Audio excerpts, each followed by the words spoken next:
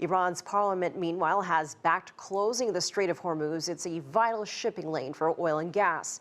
And experts say the move might backfire on Iran. For more on the strategic importance on the Strait of Hormuz, I'm joined now by Kenneth Katzman. He's a senior fellow at the Soufan Center.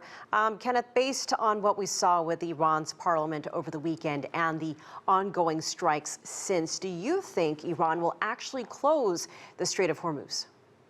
Thank you for having me again. No, I think that would be extremely foolish, and Iran is usually not that foolish. They're very calculated.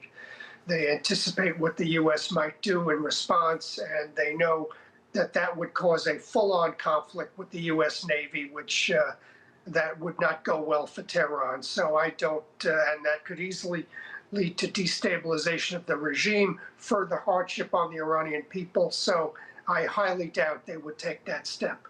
What would be the economic implications if Iran decided to actually do that? Well, there could be a temporary interruption in oil flows. It would take the U.S. Navy maybe 48 hours to reopen it. I don't think anybody doubts the U.S. Navy can reopen it. But there could be some temporary interruptions. There could be some attacks on tankers. There could be some diversion of oil routes temporarily, but ultimately Iran would withdraw from that confrontation. Monday here in the United States, markets ended in the positive territory as they were watching to see what was happening both in the Strait of Hormuz and in the Middle East. What was your take on how the markets reacted to what's happening there? Well, I think there was a sense of relief, that Iran seems to be calibrating its responses, does not want to escalate, wants to perhaps try to de-escalate, didn't do as much as it could do potentially in terms of making difficulty for the oil route, Strait of Hormuz, as you said, other targets, Iranian oil targets. Saudi oil targets, other targets. So I think there was a sense of relief that it didn't escalate further. What about countries like Saudi Arabia, as you mentioned, Kuwait, Iraq? What have they been doing in case of a possible closure? And what about shipping companies as they all continue to watch and wait?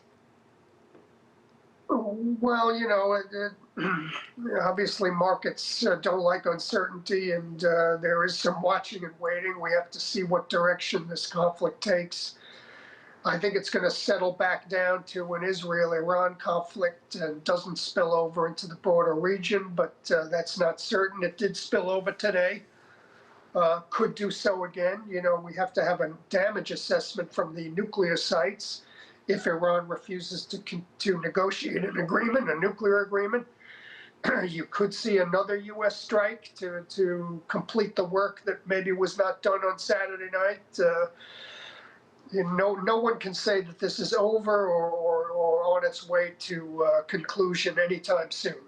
And Kenneth, what will you be watching for in the coming days and in the weeks ahead as this conflict continues or doesn't? Any signs that you're looking for, and is diplomacy out of the question at this point?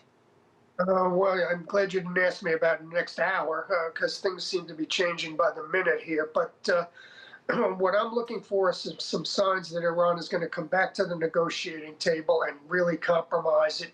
I think Iran now has to understand that it must eliminate its enrichment of uranium. All its facilities that enrich uranium need to be dismantled.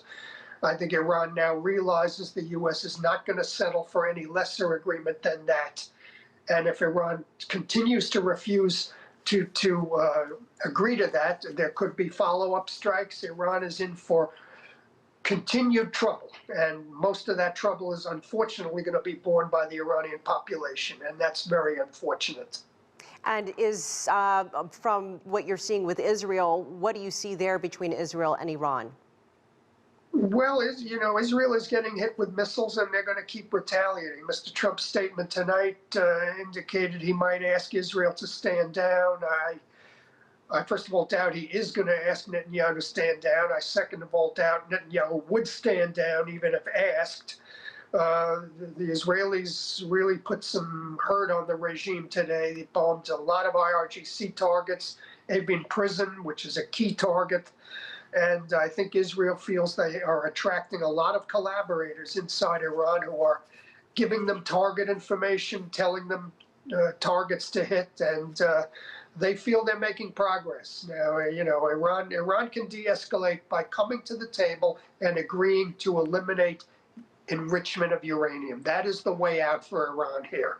All right, Kenneth Katzman, we appreciate you coming on. Thank you so much for joining us from Virginia.